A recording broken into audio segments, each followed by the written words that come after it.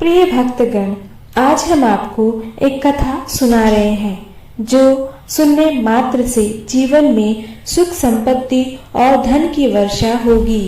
तो चलिए कथा को शुरू करते हैं। अगर आप ये कथा सुन रहे हैं तो पूरा सुनिएगा। इस कथा को आधा अधूरा छोड़कर जाने की गलती मत करिएगा, क्योंकि इस पवित्र कथा को पूरा सुनने मात्र से मनचाहा फल की प्राप्ति होगी। इसलिए इस कथा को पूरा सुनिएगा। आप शिव भक्त हैं तो भोलेनाथ का अनादर ना करें। आज हम जानेंगे संकष्टी चतुर्थी के बारे में। यह दिन गणेश भगवान की आराधना और इनकी कृपा प्राप्त करने का दिन होता है। इस दिन व्रत करने वाले व्यक्ति को जीवन के सभी संकटों से मुक्ति मिलती है और उनकी सभी इच्छाएं पूरी हो जाती हैं। यह व्रत भक्तों के जीवन में सकारात्मक ऊर्जा और समृद्धि लाने वाला माना जाता है। एक साल में संकष्टी चतुर्थी के 12 से 13 व्रत हो जाते हैं, जो हर महीने के कृष्ण पक्ष की चतुर्थी को आते हैं। हर चतुर्थी का अपना विशेष महत्व होता है। भगवान गणेश के अलग अलग रूपों की पूजा की जाती है। संकष्टी चतुर्थी व्रत करने से घर परिवार में आ रही विपदा दूर हो जाती है। कई दिनों से रुके मांगलिक कार्य संपन्न होते हैं तथा भगवान श्री गणेश असीम सुखों की प्राप्ति कराते हैं। माह की किसी भी चतुर्थी के दिन भगवान श्री गणेश की पूजा के दौरान संकष्टी गणेश चतुर्थी व्रत की कथा पढ़ना और तथा उसे सुनना बहुत ही लाभदायक होता है। दोस्तों, चलिए संकष्टी चतुर्थी को समझने के लिए कथा को संदर्भ में समझ लेते हैं। पौराणिक कथाओं के अनुसार एक बार देवता कई विपदाओं में घिरे थे। तब वह मदद मांगने भगवान शिव के पास आए। उस समय शिव के साथ कार्तिकेय तथा श्री गणेश जी भी बैठे थे।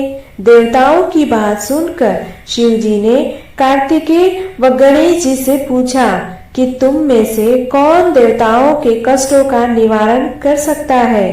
तब कार्तिकेय व गणेश जी दोनों ने ही स्वयं को इस कार्य के लिए सक्षम बताया। इस पर भगवान शिव ने दोनों की परीक्षा लेते हुए कहा कि तुम दोनों में से जो सबसे पहले पृथ्वी की परिक्रमा करके आएगा वही देवताओं की में जाएगा। भगवान शिव के मुख से यह वचन सुनते ही कार्तिकेय अपने वाहन मोर पर बैठकर पृथ्वी की परिक्रमा के लिए निकल गए।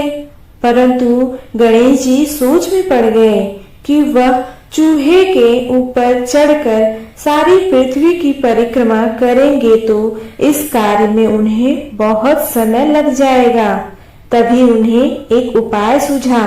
गणेश अपने स्थान से उठे और अपने माता पिता की 7 बार परिक्रमा करके वापस बैठ गए। परिक्रमा करके लौटने पर कार्तिकेय स्वयं को विजेता बताने लगे। तब शिव जी ने श्री गणेश से पृथ्वी की परिक्रमा न करने का कारण पूछा।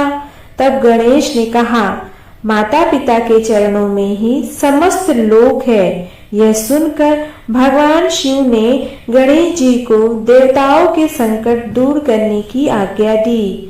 इस प्रकार भगवान शिव ने गणेश जी को आशीर्वाद दिया कि चतुर्थी के दिन जो तुम्हारा पूजन करेगा और रात्रि में चंद्रमा को अर्घ देगा, उसके तीनों ताप यानी दैहिक ताप, वैदिक ताप तथा भौतिक ताप दूर होंगे।